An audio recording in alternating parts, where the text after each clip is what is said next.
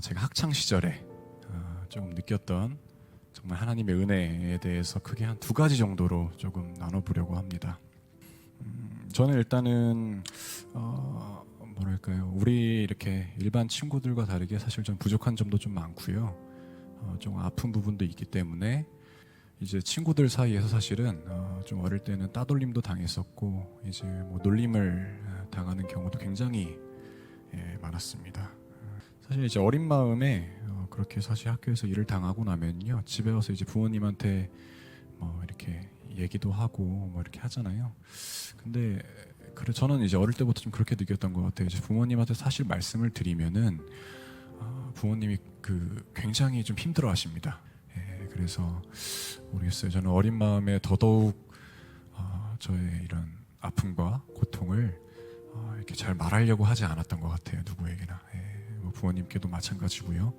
친구들이나 뭐 선생님이나 사실은 그러한 부분들이 사실 말을 한다고 해서 어떻게 제 근본적인 저의 아픔이나 그런 고통의 해결책이 되지 않는다는 걸 저는 그 당시 좀 느꼈기 때문에 그래서 더더욱 저는 이렇게 그런 아픔들을 그냥 제 속에 담아두고 그렇게 좀 학창 시절을 좀 보냈던 것 같습니다.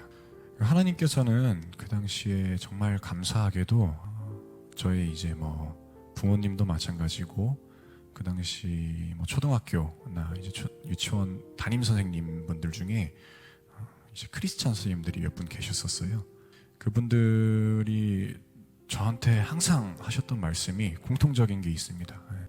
너는 하나님이 지으신 정말 창조물이고 그 중에서 너는 특별히 너는 더 지음 받은 것이다. 하나님이 너를 얼마나 사랑하셨으면 너를 그렇게 특별하게 다른 사람들과는 다르게 만들었겠느냐. 이러한 말씀을 공통적으로 항상 하셨어요, 저한테. 유치원 시절부터요, 초등학교 1학년, 2학년, 4학년 담임 선생님까지 정말 신기하게 항상 공통된 말씀을 저한테 이렇게 해주셨었거든요. 지금 생각해 보면은 이제 정말 사실 감사하고 귀한 그런 만남의 축복이죠, 저한테는. 하지만 그 당시 저는요, 제가 말씀드렸던 것처럼 사실 하나님이 그냥 제가 이렇게 힘든 상황, 이런 상황들을 바꿔주시지 않는 것에 대해서 굉장한 사실 불만이 저는 많았습니다. 왜냐하면은 우리가 이렇게 찬양하고 믿는 그 전지전능한 하나님이 내 고통, 내 아픔 이런 거 하나 안 고쳐주시는 건가? 이러한 생각이 사실은 굉장히 많았었어요, 저는 그 당시에. 그렇기 때문에 사실 뭐 크리스찬 선생님들이나 우리 믿음의 친구들이 그런 얘기를 저에게 해주어도 사실은 크게 저에게 제 삶의 어떤 변화라든지 저에게 이렇게 평안과 안정을 주지는 못했습니다. 그렇게 이제 초등학교 시절을 보내고 나서요, 중학교 1학년에 딱 올라가니까요, 그때 제가 정말 무너지는 그런 경험을 한번 합니다. 초등학교에서 중학교 가면요, 아이들이 굉장히 똑똑해져요, 이제. 똑똑해지다 보니까 제가 이제 초등학교 때 받았던 어떤 그런 놀림들이나 따돌림들이 점점 이렇게 발전을 합니다. 중학교 가면은요. 아이들이 굉장히 이렇게 좀 스마트해지고 지능적으로 바뀌어가지고 중학교 1학년 때 제가 완전히 어떻게 보면은 스스로 많이 무너졌습니다. 무너져서 학교 가기 전날 밤이면은 너무 학교를 가기가 싫은 거예요. 다음날 밤새 이게 울면서 또 잠들고, 지쳐 잠들고, 부모님한테는 사실 내색을 또 할 수가 없으니까 아침에 일어나면은 그냥 일어나서 학교를 갑니다. 이게 너무 모르겠어요. 너무 힘든데 이제 하나님께서 사실은 그때 마음을 좀 주시는 게 있었어요. 그러니까 저보고 계속 기도하라고 하시더라고요. 기도하라고. 계속 기도하라고 하시길래 제가 밤에 이렇게 누워 있다가 처음이었던 것 같아요. 이렇게 침대에서 내려와서 무릎을 꿇고 그때 한번 기도를 제가 해봤습니다. 너무 기도하라는 마음을 계속 주시길래 제가 일단 무릎을 꿇었어요. 근데 사실 기도도 안 나오고요, 그 당시에는. 그냥 하나님께 정말 원망 섞인 불만과 그냥 힘들다고 하나님께 계속 이렇게 투정을 부렸던 것 같아요. 하나님께. 근데 하나님이 좀 신기하시게 또 어떤 마음을 주시냐면요, 저한테 감사하라고 하더라고요. 계속 갑자기 하나님께서 마음을 계속 감사하라는 마음을 주시는 거예요, 저한테. 그 감사하라고 하시는 말씀이 저에게 굉장히 강렬하게 다가왔기에 저는 일단은 정말 감사를 한번 해보자 하면서 감사할 것들을 생각했어요. 근데 감사할 것들이 일단은 생각이 그때 잘 나지 않고, 먼저 사실 감사를 하려고 하다 보니까 제가 너무나도 하나님께 투정 부렸던 것들, 원망했던 것들밖에 생각이 안 나더라고요. 그래서 그러한 것들을 먼저 조금 회개를 했습니다. 하나님께.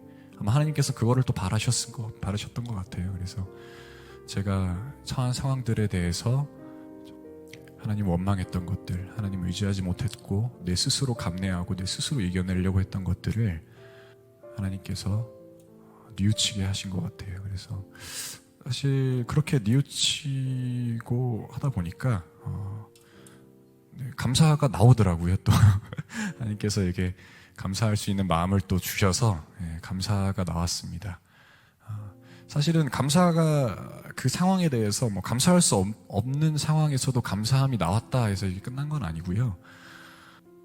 사실 세상적인 관점으로 볼 때 뭐 제가 이렇게 놀림받고 따돌림받고 했던 그런 상황들이 사실 바뀌지는 않았습니다. 당장 바뀌지는 않더라고요. 제가 이렇게 뭐 하나님께 감사하고 한다고 해서 사실은 당장 바뀐 것도 없고, 학교 가면은 뭐 그런 시선으로 저를 바라보고 놀리는 친구들은 계속 있었고요. 근데 하나님께서 정말 제가 그때 큰 은혜를 느꼈던 부분이 뭐냐면, 제가 말씀드린 것처럼 세상적인 관점으로 사실 제 상황은 하나도 나아진 것이 없었어요, 그 당시에는. 하지만 하나님께서 그 상황을 받아들이는 제 마음속에 평안을 그때 주시더라고요. 세상적으로는 상황이 바뀐 게 하나도 없는데 제 마음이 예전처럼 사실 힘들지가 않은 거예요. 그걸 받아들이는 제 마음이 그냥 평안했습니다, 그 당시에는요. 그 감사를 하면서 하나님 아버지께 항상 매일매일 감사하는 기도를 드리고 하니까 그 마음이 저에게는 굉장히 평안한, 정말 예수님의 그 따뜻한 품을 제가 느끼는 큰 은혜의 경험을 제가 하는 계기가 되었습니다. 그렇게 중학교 시절을 잘 보냈어요. 잘 보내고, 여러분들 중학교 이제 슬슬 올라가면은 뭐가 찾아오죠? 사춘기가 찾아옵니다. 사춘기. 저한테도 느닷없이 예외 없이 사춘기가 찾아왔습니다. 사춘기가 찾아오면은 여러분들 다들 아시죠? 모든 게 삐뚤어 보입니다. 모든 게 삐뚤어져 보이고, 세상에 대한 온갖 불평불만과 자기중심적인, 그렇죠? 부모님이 한마디만 해도 막 짜증과 그런 것들로 받아치게 되는 그런 시절을 저도 겪게 되었습니다. 저 중학교 때 정말 공부가 너무 하기 싫은 거예요. 너무나도. 공부를 해야 되잖아요, 학생이면. 사실은 공부를 좋아하는 친구들은 없겠지만 저는 공부가 너무 하기 싫어가지고 중학교 3학년 때 되면은 이제 고등학교를 결정하잖아요. 근데 제가 생각해봤는데, 인문계 고등학교 가면은 매일 야자하고 3년 동안 공부만 해야 될 것 같아서 너무 싫은 거예요. 저는 정말 공부하는 게 너무 싫었어요. 너무 싫어가지고 제가 정말 온갖 방법들을 다 찾아봤습니다. 내가 공부를 안 하기 위해서, 좀 덜 하기 위해서 어떤 방법이 있을까. 근데 제가 저의 그때 당겼던 게 뭐냐면은 그 특성화 고등학교라는 그 고등학교가 있더라고요. 그 당시에는 뭐 제가 일단은 제일 큰 목적이 공부를 최대한 안 하기 위한 목적이었기 때문에 특성화 고등학교를 막 알아보기 시작합니다. 근데 모르겠어요. 부모님은 좀 반대를 하셨어요. 특성화 고등학교 가는 거에 대해서. 왜냐면 그 당시, 지금은 뭐 많이 나아진 것 같은데 인식이, 말이 사실 특성화 고등학교지, 옛날에 이제 공고나 상고가 이제 이름이 바뀌어서 특성화 고등학교로 이제 바뀐 거였거든요. 그러다 보니까 이제 저는 얕은 생각으로 이제 가면은 이제 막 고등학교 졸업하고 취업하는 친구들이 많고 하니까 공부에 대한 별로 압박이 없겠다, 스트레스가 없겠다, 뭐 이런 생각으로 그 당시에 정말 온갖 부모님의 반대에도 불구하고 변명과 내가 이렇게 하겠다 가서 막 계획서도 제가 써서 냈어요. 어떻게 하면 여기 특성화고 가서 이렇게 하겠다. 사실 뭐 변명이죠. 다 거짓말이었죠. 예, 그렇게 해서 특성화고에 가게 됩니다. 예, 가게 됐습니다. 그래서 제가 성남에 이제 모 특성화 고등학교에 이제 진학을 했는데 특성화고에 딱 1학년 때 딱 들어가니까요. 약간 문화 충격이었어요. 저는 이제 막 이렇게 입학식 때 갔어요. 가서 이제 반 배정 받잖아요. 딱 앉았는데 그때 겨울인데도 애들이 막 옷을 벗고 있는 거예요. 다 셔츠 같은 거 막 다 걷어 올리고 있어요. 그 왜 그러겠어요? 막 이제 이 팔에 그림들이 막 그려져 있는 거예요. 막 되게 많았어요. 근데 그런 친구들이 되게 많고 딱 보니까 한 반이 한 그때 저희 29명 뭐 30명 이랬는데 이제 뭐 흡연하는 친구들도 한 제 기억에 한 10명 이상 됐던 것 같아요. 한 반당. 그 정도로 많았고요. 그리고 자퇴하는 친구들도 굉장히 많다 보니까 그 자퇴하는 동시에 또 내년이나 그 내후년에 복학을 해요. 그러다 보니까 제가 1학년인데 같은 반에 막 2-3살 형 누나들도 있어요. 예. 그런 조금 어떻게 보면 험난한 그런 느낌 속에서 제가 고등학교 시절을 시작합니다. 시작합니다. 이게 참 환경이 정말 중요한 것 같아요. 그래서 제가 고등학교를 다닐 때 사실 저도 이제 방황을 되게 많이 했습니다. 물론 뭐 변명할 거리는 없죠. 제가 잘못한 거니까. 근데 이제 뭐 그런 친구들과 어울리고 학교 분위기도 사실은 좀 그런 부분들이 좀 있었다 보니까 굉장히 방황을 많이 했어요. 하나님이 저에게 주신 은혜를 망각하고 더더욱 안 좋은 길로 빠지는 삶을 또 살았습니다.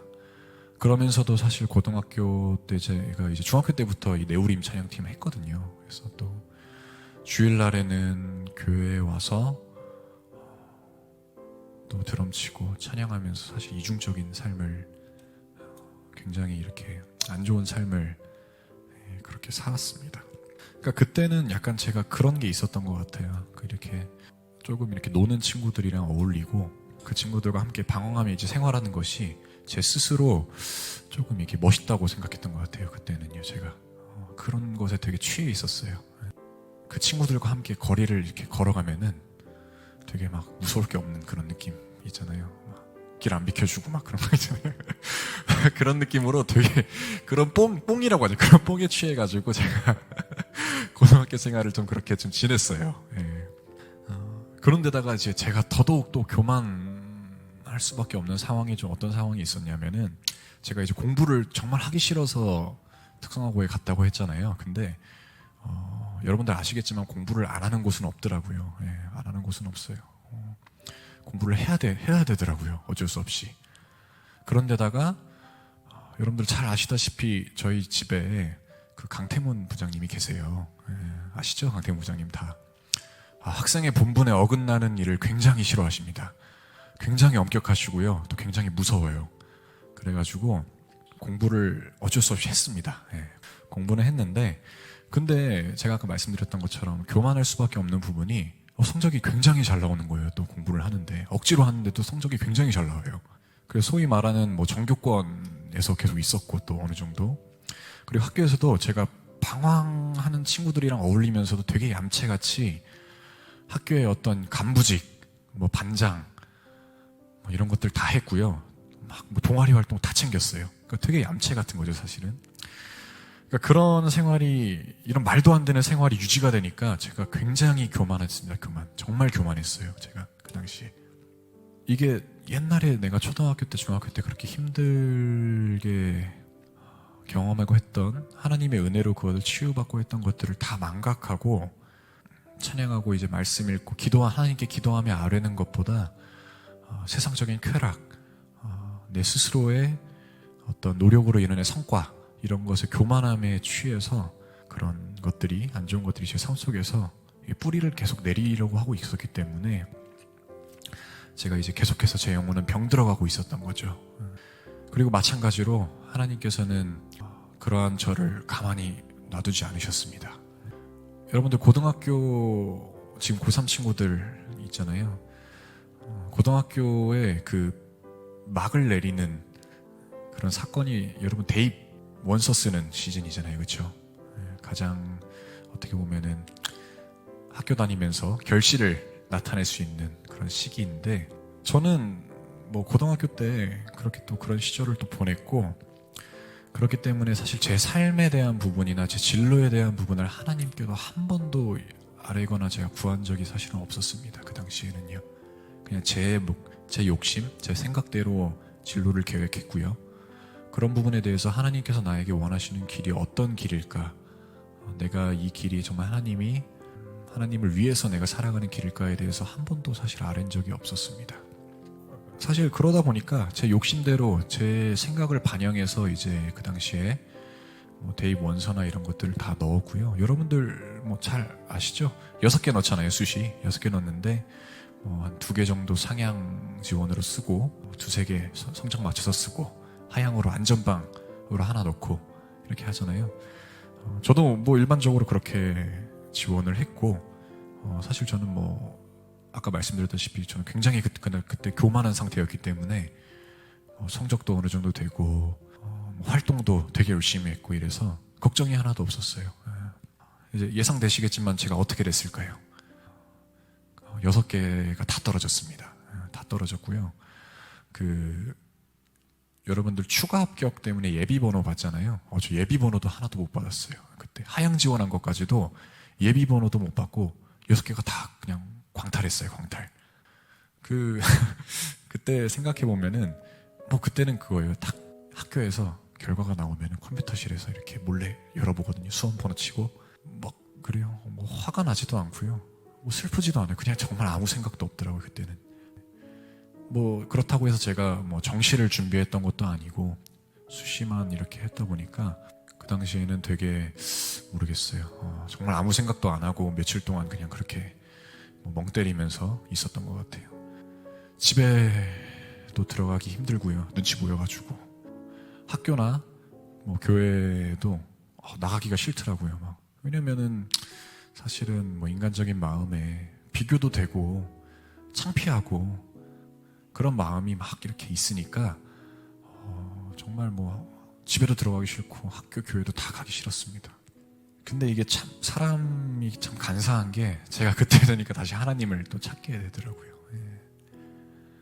지금 생각해보면 하나님이 그때 왜 저를 이렇게 받아주셨을까, 다시 그런 생각이 들 정도로 제가 정말 간사했던 것 같아요.